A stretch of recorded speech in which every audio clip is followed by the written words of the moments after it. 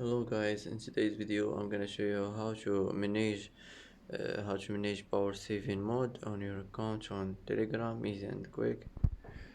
First, click on these three lines here, and now click settings. Now click shot settings, and now click animations. Here you will find it. Here you can manage it. You can turn it on like this, and you can turn it off.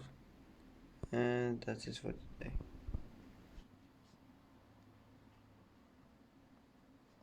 And that's it for today's video. If you like this video, don't forget to like and don't forget to subscribe.